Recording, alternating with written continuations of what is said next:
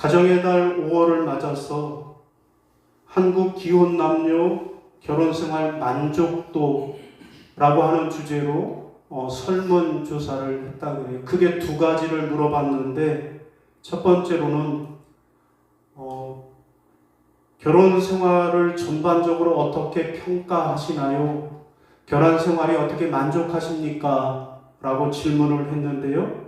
그 중에서 보니까 행복하다라고 대답한 사람들이 47%, 보통이다 34%, 매우 행복하다 13%, 불행하다 4%, 매우 불행하다 1.6%.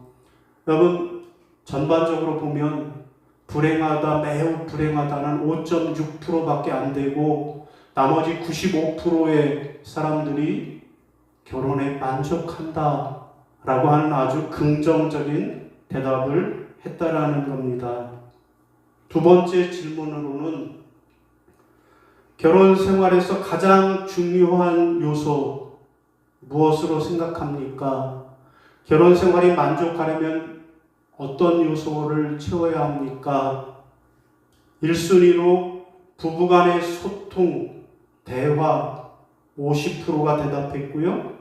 경제적 안정 23%, 정서적 안정 10%, 성격 조화 4%, 그 다음이 배우자 가족과의 관계, 자녀 출산 양육, 공통의 취미, 여가생활 등으로 나타났습니다. 가장 중요한 것은 부부간의 소통과 대화라고 대답을 했습니다.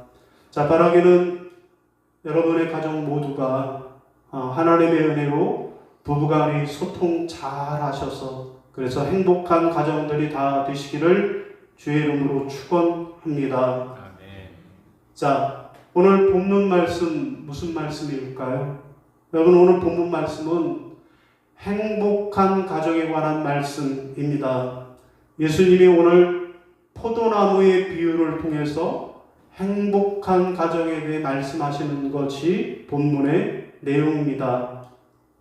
여러분, 성경을 보면 포도나무가 자주 나오는데, 포도나무는 보통 행복한 가정을 표현할 때 그때 인용이 되고 있습니다. 시편 128편 3절에 내 집 안방에 있는 내 아내는 결실한 포도나무 같으며. 아멘. 여러분, 그렇습니다. 성경이 말씀하는 행복한 가정은 결실한 포도나무처럼 열매를 많이 맺는 가정이 행복한 가정이다 말씀하고 계십니다. 자, 오늘 본문에서 예수님은 포도나무의 비유를 말씀하시는데요.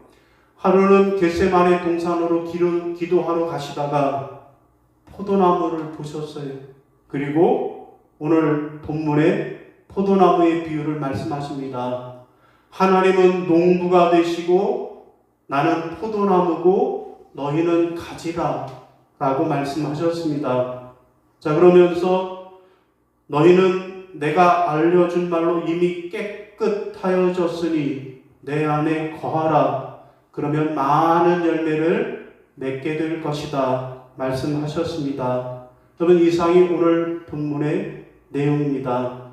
여러분, 오늘 우리는 이 본문 말씀을 통해서 어떻게 하면 우리 가정이 많은 열매를 맺는 행복한 가정이 될 수 있을까 함께 알아보고 은혜를 나누겠습니다. 자, 첫 번째로 행복한 가정이 되려면, 열매 맺는 가정이 되려면 어떻게 해야 합니까? 첫째는 깨끗해져야 하겠습니다. 따라하겠습니다. 깨끗해져야 합니다. 깨끗해져야 합니다. 자, 2절 중반절입니다. 시작. 무릇 열매를 맺는 가지는 더 열매를 맺게 하려 하여 그것을 깨끗하게 하시느니라. 아멘. 여러분, 무슨 말씀일까요? 우리 가정이 행복한 가정, 열매 맺는 가정 되려면 어떻게 해야 한다? 첫째로 깨끗해져야 한다 라는 말씀이에요. 여러분, 그렇습니다.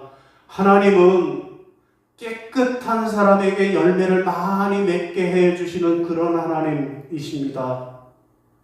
부정하고 부도덕하고 나쁜 일 많이 하고 도둑질하는 사람에게 열매 맺게 하시는 하나님이 아니라 깨끗한 사람, 마음이 깨끗하고 생각이 깨끗하고 행동을 깨끗하게 하는 사람에게 열매를 맺게 하시는 분이십니다. 바라기는 여러분의 마음과 생각과 행동을 깨끗하게 하셔서 많은 열매 맺으시기를 바랍니다.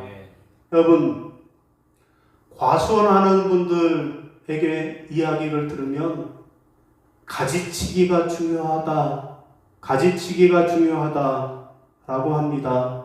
자, 썩은 가지, 열매 맺지 못하고 비실비실한 가지, 이런 가지는 가지치기를 해 주어야 한다라는 거예요. 왜요? 다른 열매 맺는 가지들의 영양분을 빼앗아가기 때문이라는 거예요. 그래야 영양분이 쓸데없는 곳에 분산되는 것을 막아주어서 그래서 열매를 주렁주렁 맺게 해주기에 가지치기를 꼭 해야 한다라는 거예요. 여러분, 우리 믿음도 마찬가지입니다. 하나님의 은혜와 축복을 받은 사람은 깨끗한 삶을 살아야 합니다. 하나님께서는 옛 습관인 탐욕과 욕심과 교만과 불신앙과 게으름을 제거해 버리고 하나님의 말씀에 순종해서 깨끗한 믿음으로 사는 사람에게 아름다운 열매를 주렁주렁 맺게 해 주시는 분이심을 믿으시기 바랍니다. 여러분, 성경에서 그런 사실을 확인할 수 있습니다. 여러분, 시편 24편 3절 5절 같이 읽어볼까요? 시작. 여호와의 산에 오를 자 누구며 그 거룩한 곳에 설 자가 누군고 곧 손이 깨끗하며 마음이 청결하며 뜻을 허탄한 데 두지 아니하며 거짓 맹세치 아니하는 자로다. 저는 여호와께 복을 받고 구원의 하나님께 의를 얻으리니. 마음이 깨끗한 자가 복을 받는다라고 말씀하시고요. 또 디모데후서 2장 21절 시작. 그러므로 누구든지 이런 것에서 자기를 깨끗하게 하면 귀히 쓰는 그릇이 되어 거룩하고 주인의 쓰임에 합당하며 모든 선한 일에 준비함이 되리라. 아멘. 여러분, 그렇습니다. 하나님은 하나님의 말씀을 듣고 그 말씀대로 깨끗한 삶을 사는 자에게 건강과 재물과 자손의 복을 주시는 분이십니다. 그리고 또 우리 마음에 기쁨과 즐거움과 평안함을 주시고요. 하나님의 보호와 영생을 얻게 해 주시는 분이십니다. 여러분, 오래전에 미국의 한 잡지사에서 미국인들이 과연 얼마나 정직한가라고 실험을 했다고 합니다. 실험의 방법은 이렇습니다. 먼저 지갑 안에다가 지갑을 120개를 준비를 했어요. 그리고 그 지갑 안에다가 각각 $50의 현금을 집어넣었어요. 우리로 하면 5만 원 정도 될까요? 그리고 그 지갑 안에다가 그 사람의 이름, 주소, 전화번호, 사진, 그리고 상품권도 같이 집어넣어서 저렇게 길에다가 놓아두었다라는 거예요. 그리고 그 옆에서 지켜보는 거예요. 누가 저 지갑을 들고 가는지 지켜보았다라는 겁니다. 여러분, 120개의 지갑 중에서 과연 몇 개나 다시 주인에게로 돌아왔을까요? 결과는 이랬습니다. 첫 번째로 놀랍게도 무려 67%, 곧 3분의 2에 해당하는 80개의 지갑이 돌아왔다라는 거예요. 둘째, 신기하게도 120개 지갑 중에서 절반인 60개를 남자가 가져갔고 또 60개는 여자가 가져갔다라는 거예요. 그런데 돌려주는 퍼센테이지를 보니까 여자는 72%가, 남자는 62%가 돌려주었다는 거예요. 여자가 더 정직하다라는 거고요. 세 번째는 놀랍게도 지갑을 준 청소년들 가운데서 3분의 2가 돌려주었고, 넷째로는 압도적 다수로 정직하게 행동하는 것을 부모에게서 배웠다라고 대답했다라고 했고요. 마지막으로 제일 중요한 건데요.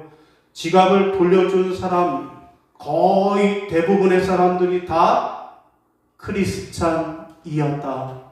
다 예수 믿는 사람들이 돌려주었다라는 것입니다. 여러분, 어떻게 사는 것이 우리 하나님께 영광을 돌리는 걸까요?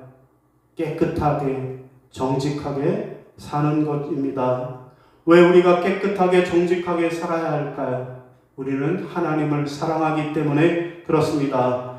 하나님을 사랑하고 또 하나님이 사랑하시는 사람들을 사랑하기 때문에 그들에게 정직하게 행하는 것입니다. 그 열매가 우리의 정직한 삶을 통해서 드러나고 그 정직한 삶이 하나님을 사랑하고 이웃 사랑하는 것으로 나타나는 것입니다. 사랑하는 성도 여러분, 여러분의 가정이 열매 맺는 가정 되기를 원하십니까? 그렇다면 주의 말씀으로 깨끗해지시고 그래서 그 말씀대로 깨끗한 삶을 살아가시를 바랍니다. 그래서 이웃을 사랑하고 하나님을 사랑함으로 하나님께 영광 돌리는 열매 맺는 삶이 되시기를 주님의 이름으로 축원합니다. 자, 두 번째로 우리가 어떻게 하면 열매 맺는 가정이 될까요? 두 번째로는 예수 안에 거해야 하겠습니다. 따라하겠습니다. 예수 안에 거해야 합니다. 예수 안에 거해야 합니다. 자, 4절 시작. 내 안에 거하라. 나도 너희 안에 거하리라. 가지가 포도나무에 붙어 있지 아니하면 스스로 열매를 맺을 수 없음같이 너희도 내 안에 있지 아니하면 그러하리라. 아멘. 여러분, 무슨 말씀일까요? 우리가 많은 열매를 맺으려면 첫째는 깨끗해야 하고 두 번째는 예수 안에 거해야 한다는 말씀입니다. 자, 가지가 포도나무에 붙어 있는 것처럼 우리도 예수 안에 거하라고 말씀하십니다. 여러분, 포도나무 가지가 포도나무에 붙어 있는데 그러면 열매를 맺으려면 몇 프로 정도 붙어 있으면 열매를 맺을 수 있을까요? 한 절반쯤 되는 50%만 붙어 있으면 그러면 열매를 맺을 수 있을까요? 아니면 조금 더 한 70% 정도 붙어 있으면 그러면 열매를 맺을 수 있을까요? 아닙니다. 가지는 포도나무에 몇 프로 붙어 있어야 해요? 100%. 100% 붙어 있어야만 열매를 맺을 수 있습니다. 여러분, 우리도 신앙생활을 할 때 100% 예수님께 붙어 있어야만 합니다. 100% 교회에 착 붙어 있어야만 합니다. 50%만 붙어 있다든지 70%만 붙어 있어 갖고는 우리가 제대로 목사요, 권사요, 집사로서의 그 직분을 감당할 수 없습니다. 자, 가지가 포도나무에 완전히 달라붙어 있어야, 그래서 그 나무로부터 수분을 공급받고 영양을 공급받아야 열매를 맺을 수 있는 것입니다. 오늘 우리도 예수 안에 착 붙어 있어야 하는 것입니다. 예수님은 너희가 나를 떠나서는 아무것도 할 수 없느니라 말씀하십니다. 여러분, 그렇습니다. 예수를 떠나 살면 우리가 생각하지 못했던 세상의 여러 가지 문제와 어려움을 맞닥뜨리게 되는 것입니다. 여러분, 오래전에 한 크리스천 작가가, 설치미술 작가가 전시회를 열었는데 제목이 사흘후라는 작품이었습니다. 전에도 한번 말씀드린 것 같은데요. 자, 두 개의 동그란 그 조형물을 천장에다 매달아 놨어요. 둥그런 것은 사람의 머리를 상징하는 것이고 똑같은 크기의 조형물로 매달아 놨습니다. 그런데 차이는 왼쪽은 아주 심하게 녹슬었을 뿐만 아니라 그 위에는 철사로 가시관을 엮어 놓았습니다. 그리고 오른쪽에 있는 것은 아주 반짝반짝 빛이 나고 아름답게 잘 다듬어져 있었습니다.